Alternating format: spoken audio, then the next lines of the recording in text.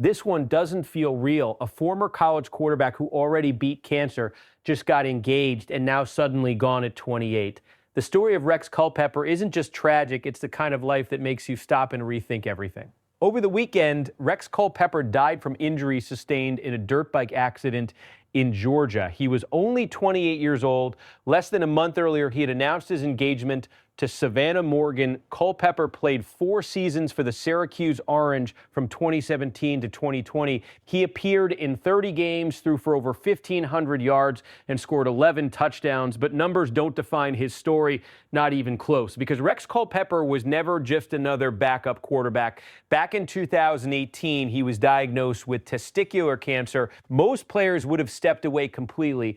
Understandably, instead, Culpepper fought through chemotherapy, came back, and actually took the field in Syracuse's spring game that same year. Think about that. Fighting cancer and still leading a touchdown drive. By June 2018, he was declared cancer-free.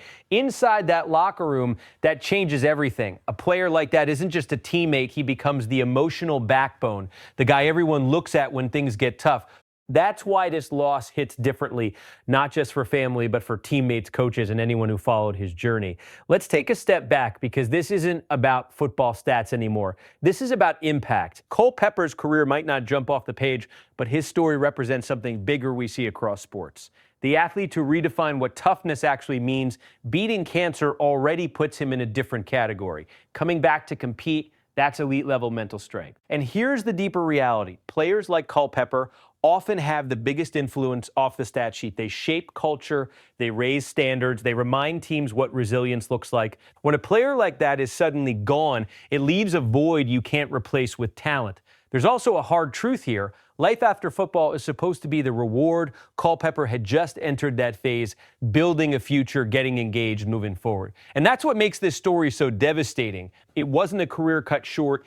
It was a life just getting started. From a broader perspective, moments like this hit the entire sports community. They remind athletes and fans how fragile everything really is. No contract, no comeback, no championship guarantees tomorrow. The reaction has been emotional and raw. Former teammate Eric Dungey described Culpepper as fearless, someone who truly lived life to the fullest.